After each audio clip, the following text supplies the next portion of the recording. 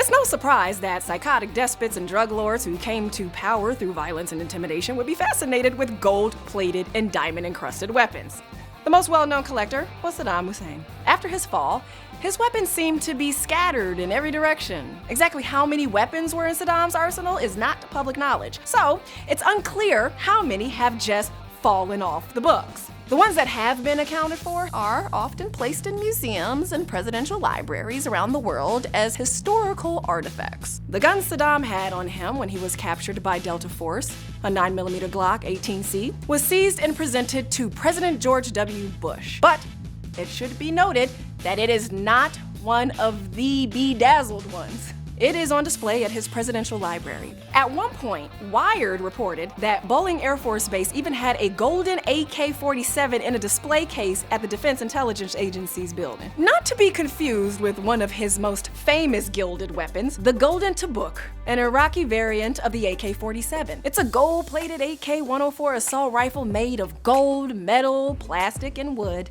Along the wooden handguard, in Arabic reads, "A gift from the President of the Republic, Mr. Saddam Hussein."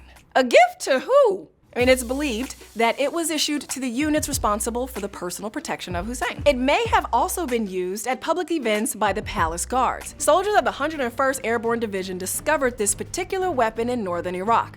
It was given as an official thank you to the Australian troops that helped them in the area. The weapon traded hands a few times before Australia's Deputy Chief of Army, Major General John Cantwell, accepted it and placed it in the Australian War Memorial in Canberra in 2007. You might wonder why more weapons weren't taken as trophies by troops in Iraq. The short answer is that being in possession of weapons that aren't cleared and don't have any paperwork breaks countless UCMJ, Interpol, UN, and Geneva Convention laws. In the 1960s and 1970s, there were regulations that allowed troops to go through proper avenues to bring home war trophies, but that is no longer the case. In 2003, the Department of Defense made it clear that under no circumstances would service members be permitted to bring home weapons, ammunition, or any other objects that were formerly in possession of the enemy. According to the DoD officials, the taking of war trophies goes against the coalition mission in Iraq and Afghanistan. And everyone totally abides by that rule, right? Right? Unfortunately, no.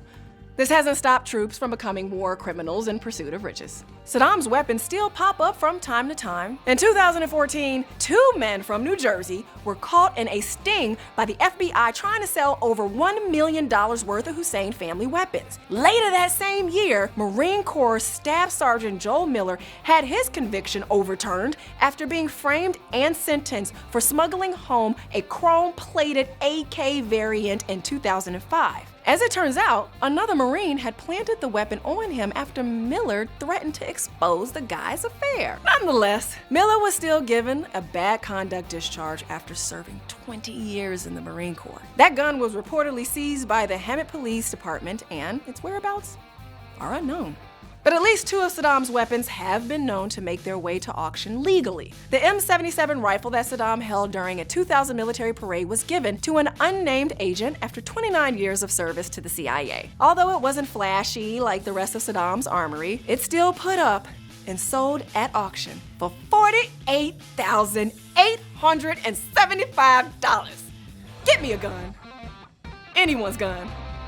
Damn.